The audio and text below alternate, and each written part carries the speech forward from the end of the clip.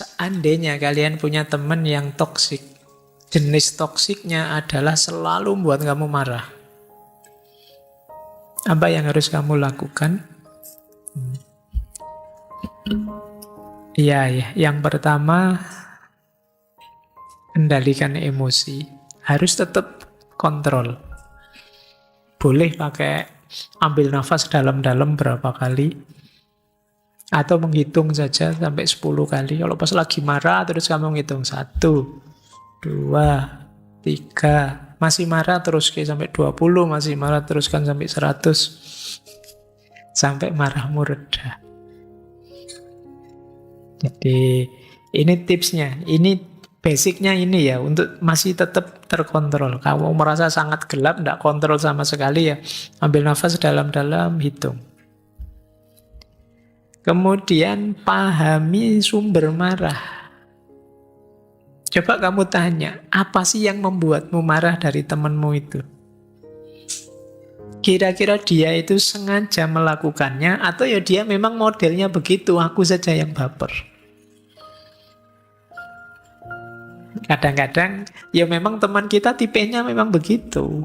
Bukan dia ingin membuat kita marah. Kita saja yang tidak cocok dengan tipe itu sehingga kita terus marah terus. Atau jangan-jangan ada hal lain. Jadi saya marah ke dia itu bukan karena dia sih, karena sayanya sendiri. Saya tiap hari kerjaan banyak, jadi tiap hari capek. Tiap hari tertekan secara emosi. Kebetulan dia teman kos saya, jadi tiap hari ketemu dia jadi pelampiasan. Ternyata masalahnya di saya, bukan di dia. Nah, coba ini yang disebut, ayo kita cari sumber marahnya di mana. Kemudian, tetapkan batasan. Tetapkan batasan itu ya kalau memang dia masalahnya, ada hal yang teman-teman tidak suka dari dia, ya sampaikan secara asertif. Secara asertif itu tidak menuduh, menjatuhkan, tapi dengan kalimat yang tegas tapi tidak merendahkan. Misalnya, saya tidak nyaman kalau kamu seperti itu terus. Bukan kamu itu kok bodoh sekali jadi orang, nyusahi saya terus. Ini tidak asertif namanya. Coba pakai kalimat yang lebih asertif biar temanmu nyaman juga meskipun kamu tegur. Kalau masih sulit, jaga jarak saja tidak apa-apa. Ada kalanya memang kita punya teman yang sangat toksik, ya kita memang agak harus menjauh. Kalau kita merasa tidak kuat, terus-terusan deket dia. Kalau sudah masih sulit juga, pakai tips selanjutnya, belajar untuk tidak baper. Ini mulai. Kalau sudah masih sulit juga, pakai tips selanjutnya, belajar untuk tidak baper. Ini mulai agak cuek. Caranya gimana? Yang pertama, sudahlah. Dia memang kurang ajar, tapi dia, saya. Terserah dia mau apa, saya tidak ngefek ke saya. Itu cara pertama untuk tidak baper. Bukan saya kok itu, dia. Jadi ngapain aku harus susah oleh kelakuan dia? Aku diriku. Dia tidak bisa menyakitiku kalau aku tidak mengizinkan diriku disakiti. Nah, ini gaya stoiknya muncul. Nah, kalau masih sulit, ke selanjutnya. Tapi nanti yang baper juga ada model empatik. Boleh kalau kita lebih empatik, dia kok kayak gitu, ada masalah apa ya? Jangan-jangan dia juga ada kesulitannya sendiri.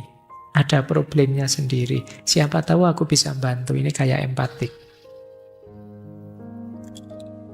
Kalau masih sulit, ganti fokus.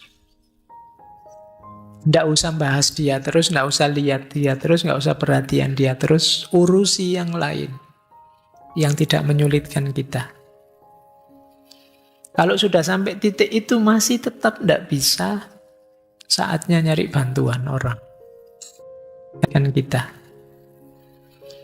Kalau sudah sampai titik itu masih tetap nggak bisa, saatnya nyari bantuan orang. Konseling, membuat kita tenang, minta nasihat teman lain yang bisa dicurhati. Sampai di titik terakhir kita bisa memaafkan dia. Nah, ini lebih positif kalau kita bisa sampai di yang terakhir itu. Tapi rumus-rumus tadi mungkin bisa jadi pedoman kita kalau kita sedang menghadapi teman yang selalu membuat kita marah. Baik. Masih adakah? Masih ada. Dari Maulana Rumi kita, waktunya 10 menit ya. Kata beliau menarik. Tingkatkan kata-katamu, bukan suaramu. Hujanlah yang menumbuhkan bunga, bukan guntur. Jadi, kalau kita ingin tidak membuat orang marah, tingkatkan kata-katamu. Untuk kita punya kata-kata yang berkualitas, ya kita harus meningkatkan kualitas diri kita. Bukan suara kita. Orang marah itu kan biasanya suaranya keras. Justru yang bisa berefek ke temanmu, ke saudaramu itu bukan kerasnya suaramu, tapi kualitas kata-katamu. Hujanlah yang menumbuhkan bunga, bukan guntur. Ini kata Maulana Jalaluddin. Jadi, kalau memang kamu ingin menegur karena kemarahanmu, mengekspresikan luka dirimu pada orang lain, ya jangan dengan marah meninggikan suara. Tidak akan terlalu ngefek, paling hanya mengagetkan saja. Cari kalimat-kalimat yang bisa menyentuh dia, kata-kata yang berkualitas yang bisa menyadarkan dia. Itulah hujan yang nanti bisa menumbuhkan bunga. Ini petunjuk dari beliau Maulana Jalaluddin Rumi. Terakhir, dari Rasulullah. La taghdab walakal jannah. Simple ya. Jangan marah, maka engkau akan mendapatkan surga dalam hidupmu. Ya termasuk surga di akhirat nanti. Ini saya maknai surga secara luas karena nanti saya teringat ada cerita dari Zen Buddhisme. Ada hubungannya dengan surga dan kemarahan. Jadi ada seorang pendeta Zen Buddhisme namanya Hakuin.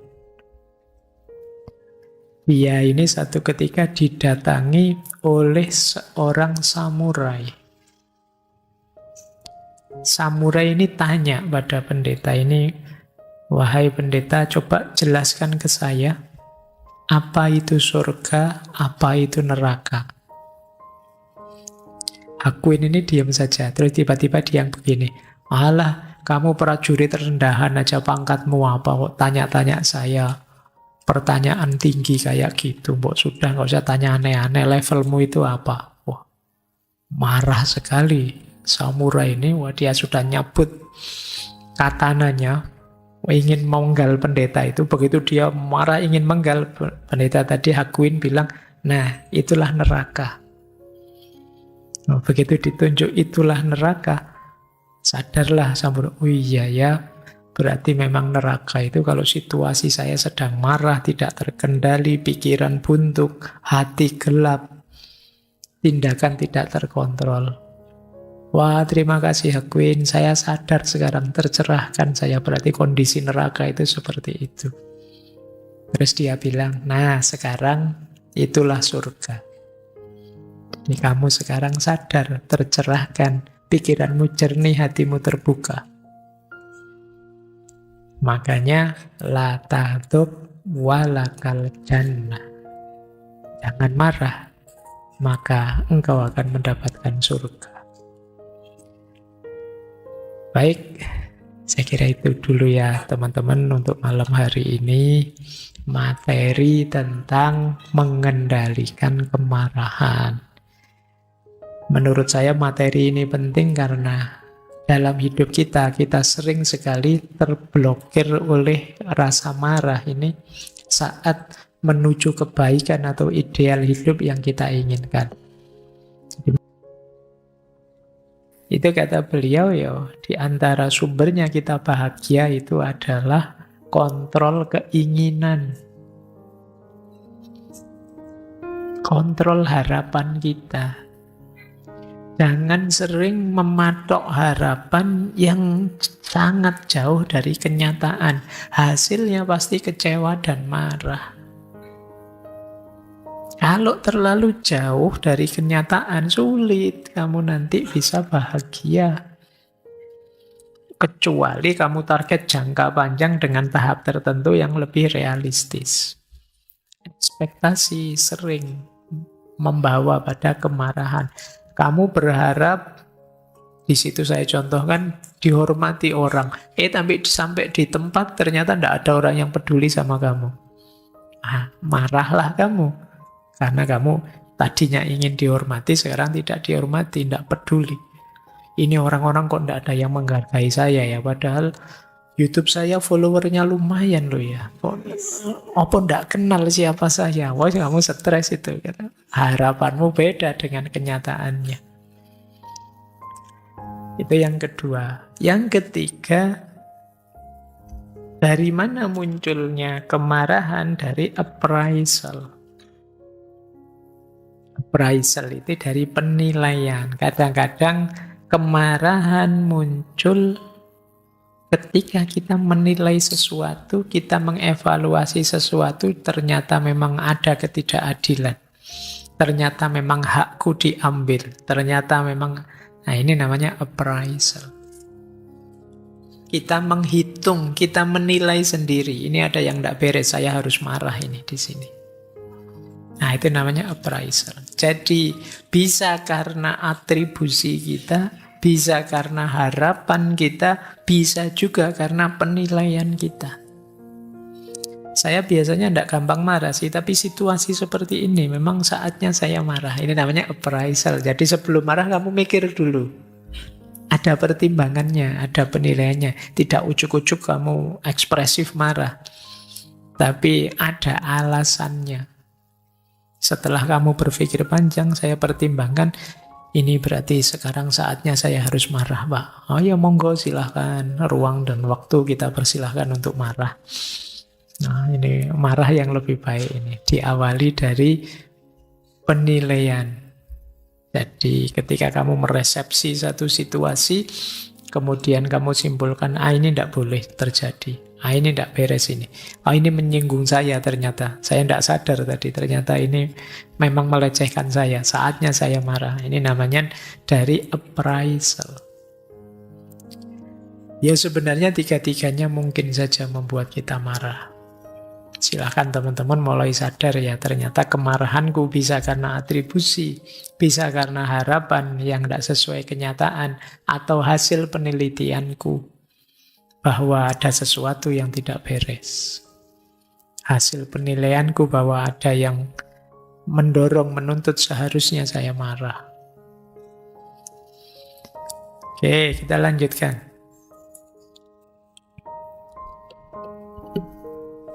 Nah, dalam diri kita itu sebenarnya ada juga mekanisme pertahanan diri menghadapi kemarahan. Kan banyak itu orang menganggap marah itu jelek loh, marah itu negatif loh. Kita itu kan tidak mau disebut jelek, disebut negatif, atau jadi orang jelek, jadi orang negatif. Akhirnya muncul mekanisme pertahanan. Saat kita sadar kita marah. Ini teori ini banyak diuraikan di psikoanalisis, kalau di psikologi. Nah, ada kalanya untuk tidak menegaskan bahwa kita ada dalam ranah kemarahan yang negatif, kita melakukan proyeksi. Proyeksi itu kita tidak ngaku bahwa kita sedang marah, tapi kita menunjuk orang lain bahwa ya kamu itu yang tidak beres, kamu itu yang marah. Ini namanya proyeksi. Kayak kalian waktu sedang gegeran sama orang lain, sebenarnya sih sudah sama-sama marah. Tapi kalimatnya, sebenarnya saya tidak marah ini, saya itu sabar. Kamu saja yang keterlaluan. Jadi orang lain yang kamu tunjuk bahwa dialah yang marah untuk tidak menunjuk dirimu bahwa kamu marah. Ini namanya defense mechanism. Jadi kamu sendiri menolak dirimu bahwa kamu sedang marah. Karena kemarahan itu diasosiasikan sebagai sesuatu yang negatif. Maka kamu melakukan proyeksi. Kadang-kadang setelah gegeran terus ada kamu cerita sama temanmu, sebenarnya waktu gegeran tadi saya itu tidak marah, dia saja yang marah. Saya itu kan cuma nanggapi dia saja. Gitu. Ya nanggapi dia sambil marah sama saja. Jadi ini namanya proyeksi. Kita tidak menunjuk diri kita, tapi menunjuk orang lain. Kita proyeksikan kemarahan itu pada orang lain. Kayak kalian bilang, bukan saya loh Pak yang ngantuk, teman saya loh, padahal kamu bolak-balik yo angop, yo itu sama saja. Bodoh ngantuk sedang duet berdua sama-sama ngantuk. Ini namanya proyeksi. Jadi kamu tidak mau yang dituduh, kamu lemparkan ke orang lain. Ada gaya kedua, namanya displacement. Displacement itu, kalau tadi kan mending, orang yang tidak tahu menau di dekatmu, kamu proyeksi. Kalau displacement ini, kadang orangnya jauh. Ganti posisi, ganti ruang, ganti waktu. Kayak kalian di kampus dimarahi dosenmu seperti tadi loh. Begitu pulang kamu marah-marah sama teman kosmu, bapak kosmu, ibu kosmu. Itu namanya displacement.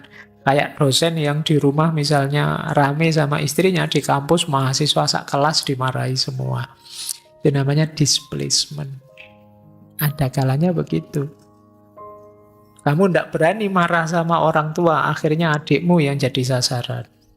Adikmu kamu cubitin, adikmu kamu banting, adikmu. Itu namanya displacement. Jadi kemarahan yang kamu lampiaskan ke sesuatu atau ke orang lain. Yo, kalau kamu bisa memang mungkin perlu displacement, misalnya kamu lampiaskan ke guling, ke bantal, itu tidak apa-apa ya. Tapi lebih sehat, tapi jangan ke orang. Tapi kita itu sukanya yang melemparnya ke orang. Melampiaskan kemarahan itu pada orang lain.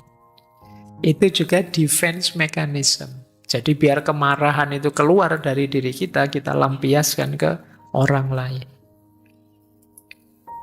Ada lagi yang ketiga, yaitu rationalization. Rasionalisasi. Nah, ini akal turut membantu.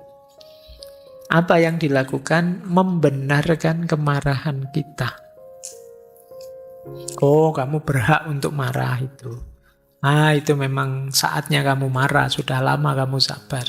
Ini namanya rationalization. Akal hadir untuk merasionalkan termasuk aktivitas kemarahanmu yang tidak rasional.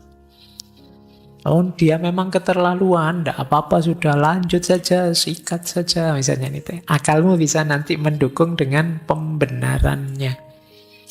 Makanya istilahnya rationalization. Rationalization itu pembenaran. Jadi dalam diri kita ternyata ada mekanisme pertahanan, defense mechanism ketika muncul rasa amarah. Ketika muncul marah, ya kadang-kadang kita lampiaskan, kita proyeksikan ke orang lain, kita lampiaskan ke hal yang berbeda, atau kita rasionalkan. Untuk biar diri kita tidak ditelan oleh kemarahan. Ini yang disebut perspektif psikologi dalam aspek defense mechanism. Teori defense mechanism ini kan terkenal sekali, antara lain dari Sigmund Freud. Dulu pernah kita bahas beliau ya, yang terkenal dengan psikoanalisisnya. Tulisannya Freud, bacanya Freud. Awas keliru cara bacanya, tapi tidak apa-apa lah, cuma salah mengejakan tidak apa-apa. Kalau kalian terbiasa Freud, ya tidak apa-apa. Sama seperti René Descartes itu ya, enggak apa-apa. Yang ditunjukkan orang itu juga enggak apa. Baik, kita lanjutkan. Jadi secara fisiologis sudah, psikologis sudah. Kita mulai sekarang manajemen kemarahannya.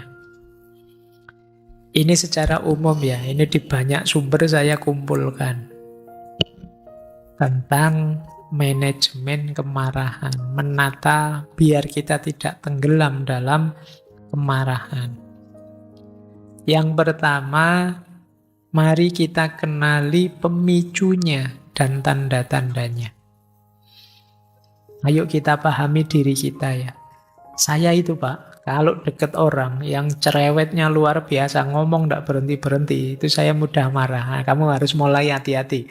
Wih, saya baru kenalan teman yang satu ini, wah cerewetnya luar biasa ini. Wah. Saya harus mulai menjaga agar tidak mudah marah. Ini namanya mengenali pemicu.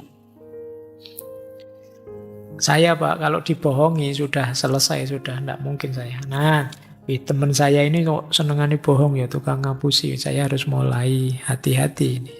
Nah, ini namanya mengenali pemicunya. Apa yang sering membuatmu marah? Begitu kamu masuk ke situasi itu, mulai kamu hati-hati. Kemudian pahami tanda-tandanya juga. Kalau jantung saya sudah mulai berdebar keras, Pak, ini biasanya saya marah sudah. Keringat dingin, Pak, biasanya saya marah. Ya kamu yang ngerti ya, mungkin tiap orang beda-beda. Mungkin di yang lain tidak jantung sih, tapi mata rasanya pedes sekali. Atau kepala rasanya kayak pusing tiba-tiba kayak dikampleng gitu kalau saya pesmat. Mungkin tiap orang beda-beda. Pak, kalau saya jantung berdebar itu bukan marah Pak, tapi jatuh cinta Pak. Gitu, yo. Ya wes, ya makanya saya bilang beda-beda tadi, yang tidak selalu sama. Tapi kenali tanda-tanda, wah ini saya mulai marah ini, saya mulai marah ini. Itu kamu harus mulai mengatur antisipasi yang harus kamu lakukan. Yang kedua, kalau memang terlanjur kamu begitu marahnya, coba lakukan relaksasi. Terserah kamu bisanya apa, mau tidurkah, ambil nafaskah, mau apakah, monggo. Yang penting buat dirimu rileks. Yang terjangkau ya, jangan nyari yang tidak terjangkau, tambah stres nanti. Pak, saya itu baru rileks kalau punya uang banyak ya. Ya tambah stres kamu kalau kayak gitu, uang yang tidak punya. Jadi cari relaksasi yang mudah saja, yang gampang, yang enak. Untuk meredakan kemarahanmu. Kalau tidak masih sulit, keluar saja, cari suasana berbeda, cari situasi yang berbeda. Wah, kalau saya di ruangan ini terus pecah kepala saya, Pak Ismet tuh. Jalan keluar. Healing kalau kata anak hari ini. Jangan di situ terus. Untuk apa? Meredakan kemarahan. Bila perlu, hobimu dihidupkan lagi. Hobi positif ya, jangan yang jenis-jenis ngeslot dan lain sebagainya. Yo.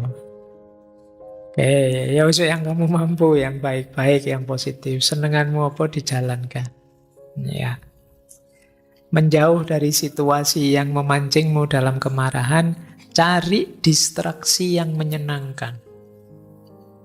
Kadang-kadang kan orang itu menghindari distraksi. Justru kalau dalam situasi ini cari distraksi yang bisa memalingkan perhatianmu dari urusan itu. Entah apa. Mungkin sekedar nonton drama Korea atau apalah suka-sukamu, konser musik atau apa. Konser musik yang gratisan lah kalau levelmu ya. Kalau yang bayar mahal. Jadi cari distraksi. Jadi distraksi itu pengalih perhatian. Biar kamu tidak mikir itu terus. Kadang-kadang distraksi itu ada yang bilang, yo ada kalanya justru nyari masalah yang lain. Jadi kebalikannya pegadaian ini mengatasi masalah dengan masalah. Itu namanya distraksi. Nyari pengalih perhatian. Kalau pegadaian kan tanpa masalah. Oke, cari distraksi yang baik. Terus, kalau ini hubungannya dengan pemaknaan atau atribusi tadi ya. Ubah sudut pandang. Kayak tadi loh, wah ini saya dikecewakan ini, ganti sudut pandang. Ternyata saya dibebaskan sekarang. Karena dia jahat padaku, saya tidak punya tanggung jawab apa-apa pada dia. Jadi saya suka-suka saya saja. Karena kalau dia baik padaku, kan saya berkewajiban untuk baik padanya. Karena dia tidak baik padaku, saya bebas sekarang. Enteng saya malahan. Ini namanya pemaknaan. Jadi sudut pandangnya kita ganti. Itu lebih membahagiakan. Meredakan kemarahan kita. Terus cari teman, mungkin tempat curhat atau tempat cerita yang menggembirakan, menenangkan. Yang enak diajak ngobrol atau diajak healing, diajak santai. Jangan nyari teman yang malah problematik. Ya, nanti diajak cerita-cerita kamu ingin lebih tenang, dia malah manas-manasi. Wah, kalau aku tak sikat itu sudah. Wah, kalau itu ya tambah masalah. Wong kamu pengen reda, ndak marah ya, temennya malah manas-manasi. Ya, jadi cari temen, mungkin tempatmu curhat. Pokoknya yang enak. Jangan yang malah masalah. Yang bisa mendengarkan, ndak harus yang bisa ceramah. Ya, karena biasanya kalau ada temen curhat itu kamu kesusu pingin ceramah terus. Pingin menasehati itu. Jadi kemampuan mendengarkan lebih penting ketika berhadapan dengan orang curhat. Kadang-kadang temanmu curhat baru ngomong 2 kalimat, kamu ngomongnya 1 bab. Temanmu tidak jadi curhat akhirnya, mendengarkan ceramahmu. Nah, kamu cari teman yang enak diajak ngomong. Yang bisa mendengarkan keluhanmu, bisa mendengarkan apa yang kau rasakan. Mungkin tidak ketemu solusi, tapi kadang-kadang kalau kamu sudah bisa cerita, itu plong sudah. Lega.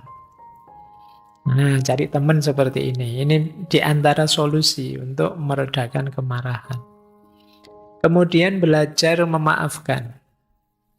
Memaafkan berat, apalagi melupakan. Melupakan jauh lebih berat. Tapi harus latihan kita. Alasannya apa? Dengarkan kembali sesi ngaji filsafat. Dulu kita pernah bahas 2 jam tentang pemaafan. Manfaatnya apa, gunanya apa memaafkan, dan lain sebagainya. Tidak untuk orang lain kok memaafkan, itu untuk diri kita sendiri. Untuk kepentingan aku sendiri, tidak untuk kepentingan orang yang mengecewakanku atau menjahatiku. Kita lengkapi ya cara mengatasi kemarahan ini dari perspektifnya Imam Ghazali. Imam Ghazali nanti dalam Ihya punya beberapa konsep kunci untuk meredakan kemarahan. Yang pertama kata beliau, ayo kita kenali penyebabnya. Apa sih yang membuatku marah? Masuk akal ndak sih aku marah ini? Ada gunanya ndak sih aku marahnya? Ini mengenali penyebabnya. Jadi jangan dikira terus marah ya marah saja Pak. Ndak, ya yang reflektif lah, yang kita tahu akarnya apa marah ini. Ada alasannya ndak aku marah? Yang kedua, menunda reaksi. Nanti dulu. Siapa tahu aku masih salah paham ini. Siapa tahu situasinya tidak seperti yang saya lihat. Nanti ini namanya menunda reaksi. Sering saya jelaskan bedanya reaksi dengan respon. Kalau reaksi itu otomatis. Biasanya insting saja, tidak pakai dipikir dulu. Tapi kalau responsif, itu sifatnya dipikir dulu, direnungi dulu. Maka kalau yang reaktif ditunda dulu, difikirkan dulu. Jangan reaktif. Reaktif itu tiba-tiba. Reaktif itu kayak kalau kalian punya kucing terus disenggol sedikit terus ngamuk, wow, itu reaktif namanya. Dia ndak pakai mikir itu kan, reaktif. Tapi kalau responsif itu dipikir dulu, ini kok dia ganggu saya kayak gini, ini dasarnya apa kira-kira? Alasannya apa? Apa sengaja ingin menyakiti apa? Jangan-jangan dia sendiri kepepet dan lain sebagainya. Jadi ditunda dulu. Saya masih ingat satu cerita yang terkenal sekali dari tradisi Zen Buddhisme. Satu ketika ada seorang murid mau pulang ke rumahnya setelah berguru belasan tahun. Sama gurunya, ya silahkan kamu pulang, tapi nanti ingat-ingat pesan saya, kalau mau melakukan apa-apa, mundur dulu 10 langkah. Terus maju lagi 10 langkah, terus baru kamu lakukan yang mau kamu lakukan. Ini muridnya bingung, ini kok kayak gini sih rumusnya, maksudnya apa? Gitu. Tapi ya karena perintah gurunya, ya dia ikuti saja. Ternyata begitu sampai di rumah, tiba-tiba dia masuk rumah dan kaget. Lihat istrinya tidur dengan seorang laki-laki. Wah, marah kan mesti itu. Terus dia cabut pedangnya, ingin segera mengeksekusi 2 orang yang menyakiti hatinya, membuat dia marah. Begitu dia mau eksekusi, dia sadar. Katanya guru saya, tidak boleh tiba-tiba saya lakukan ini. Berarti saya harus mundur dulu 10 langkah. Dia mundur 10 langkah, terus maju 10 langkah. Ada kedengaran langkahnya maju mundur, istrinya sama laki-laki tadi bangun. Begitu terbangun, terus istrinya senang, suaminya pulang, suaminya marah, kamu ternyata selingkuh. Kata istrinya, coba kamu lihat laki-laki ini siapa. Ternyata karena dia berguru belasan tahun, laki-laki tadi anaknya sendiri sudah besar.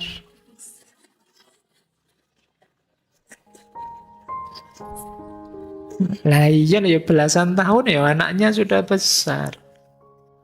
Dia lupa bahwa sudah lama meninggalkan istrinya, tidak tahu kalau itu anaknya sendiri. Loh kan, alhamdulillah tadi pesannya gurunya mundur 10 langkah, maju 10 langkah. Selamat, akhirnya tidak jadi mengeksekusi anak dan istrinya sendiri. Nah, kalian boleh pakai ini ya, nanti kalau pulang masuk kamar kos, mundur 10 langkah, maju 10 langkah. Biar selamat. Baik, ya maksudnya sebelum melakukan sesuatu, pikir panjang dulu. Jangan disetir oleh kemarahanmu. Lanjut, ini menarik istilahnya ganti posisi. Ganti posisi itu maksudnya gini loh, kan ada hadis itu Rasulullah bilang, jika engkau sedang marah, kalau engkau berdiri maka duduklah. Kalau engkau sedang duduk maka berbaringlah. Maksudnya apa? Jangan reaktif tadi loh. Caranya menarik diri sebentar. Mungkin minggir dulu, masuk kamar dulu, apa dulu. Jadi biar tidak dibelenggu oleh kemarahanmu. Nah itu istilahnya ganti posisi. Atau pergi-pergi kemana dulu lah. Jangan di situ terus. Biar tidak marah terus-terusan. Itu yang ketiga. Yang keempat, ta'awudz banyak-banyak. Kata Imam Ghazali, diperbanyak ta'awudnya. Karena kata beliau ini setannya sedang berpesta kalau kamu sedang marah. Maka berlindung pada Allah dari godaan setan. A'udzubillahi minasyaitonirrajimnya diperbanyak. Jangan alhamdulillah. Jadi ta'awud. Minta perlindungan dari dirimu sendiri dan godaan setan. Kemudian, seandainya tetap harus marah, hitung konsekuensinya. Dilampiaskan, ya silahkan, tapi jangan sampai yang kontraproduktif, yang